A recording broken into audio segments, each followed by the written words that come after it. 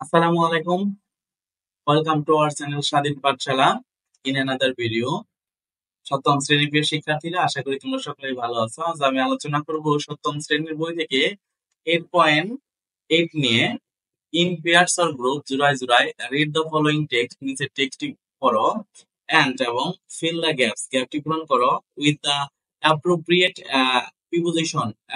Preposition দিয়ে বা উপযুক্ত প্রিপোজিশন দিয়ে ফ্রম দ্য বক্সে।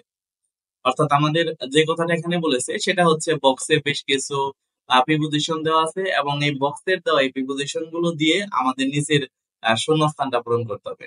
প্রিয় শিক্ষার্থী বন্ধুরা, একটা জিনিস খেয়াল করো, এখানে আমাদের প্রিপোজিশন সংখ্যা দেওয়া আছে হচ্ছে 9টি। 1 2 3 4 5 6 7 8 9। অর্থাৎ আমাদের প্রিপোজিশন সংখ্যা দেওয়া আছে 9টি, কিন্তু আমাদের এখানে শূন্যস্থানের সংখ্যা একটু খেয়াল করো। এখানে আমাদের শূন্যস্থানের সংখ্যা দেয়া আছে 10টি।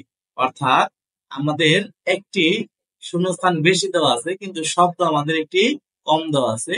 সো আমরা এখানে যে কাজটি করব সেটা হচ্ছে, আমাদের যে প্রিপোজিশন দেওয়া আছে উপরে বক্সের যে প্রিপোজিশন, একটা প্রিপোজিশন আমরা দুইবার ব্যবহার করব, তাহলে আমাদের এই প্রত্যেকটি শূন্যস্থান পূরণ হবে। তার মানে আমাদেরকে আগেই মনে রাখতে হবে যে আমাদের একটি প্রিপোজিশন দুইবার ব্যবহার করতে হবে।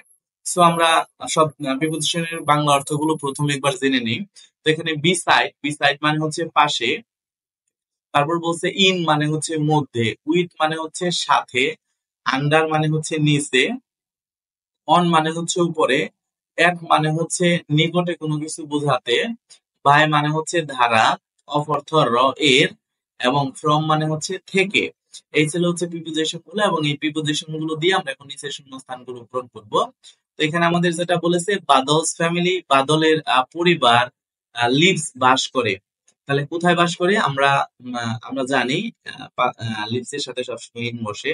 তার মানে হচ্ছে Badal's family lives in a village, অর্থাৎ বাদলের পরিবার একটি গ্রামে বাস করে। ইটস এ গ্রিন ভিলেজ, এটি একটি সবুজ গ্রাম। এটা একটি সবুজ গ্রাম dash and open blue sky. তাহলে কিসের? এটা হচ্ছে একটি নীল আকাশের নিচে। তাহলে নিচে অর্থে আমরা কি ব্যবহার করব? এখানে বলেছি আন্ডার। তাহলে এখানে আমরা লিখবো হচ্ছে আন্ডার, অর্থাৎ under an open blue sky, অর্থাৎ একটি নীল আকাশের, সবুজ গ্রাম একটি নীল আকাশের নিচে। তারপরে বলছে the village is dash big river. তাহলে এই গ্রামটি একটি বড় নদীর কি পাশে। তাহলে আমরা এখানে লিখবো হচ্ছে বিসাইড, বি সাইডস, অর্থাৎ এই গ্রামটি হচ্ছে একটা বড় নদীর পাশে। তারপরে আমাদের বলেছে দেয়ার ইজ এ ব্রিজ, এখানে একটি ব্রিজ আছে, ব্রিজ আছে ড্যাশ রিভার, তাহলে নদীর উপরে। আমরা এখানে উপর অর্থে কি লিখবো?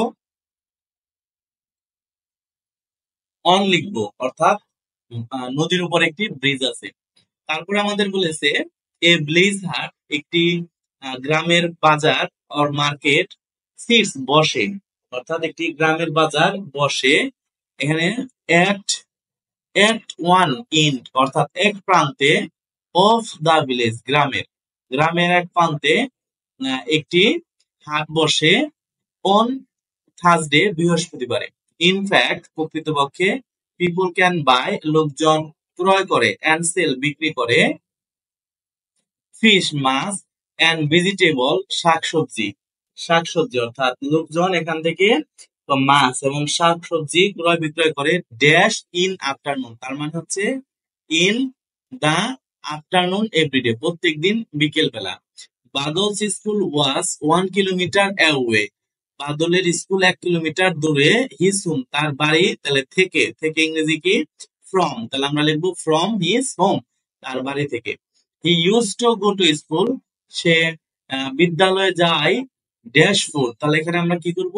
On food. প্রিয় শিক্ষার্থী বন্ধুরা, খেয়াল করো, আমরা কিন্তু অন এখানে দুইবার ব্যবহার করেছি। এখানে একবার অন ব্যবহার করেছি, এখানে একবার অন ব্যবহার করেছি। তার মানে অনই হচ্ছে আমাদের বিকল্প প্রিপোজিশন, যেটা দুইবার ব্যবহার করা হবে।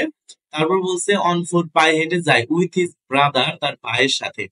অফেন, প্রায়ই, হি ওয়েন্ট টু স্কুল, সে বিদ্যালয়ে যায় ড্যাশ রিক্সা, রিক্সায় করে। তাহলে আমরা লিখবো বাই, মানে বাই রিক্সা, সে প্রায়ই রিক্সায় করে বিদ্যালয়ে যায়। এই ছিল হচ্ছে আমাদের প্রিপোজিশনটি। আশা করি তোমরা বুঝতে পেরেছো। আজ আমি এখানে বিদায় নিচ্ছি, দেখা হবে পরবর্তী ভিডিওতে। ধন্যবাদ সবাইকে, আসসালামু আলাইকুম।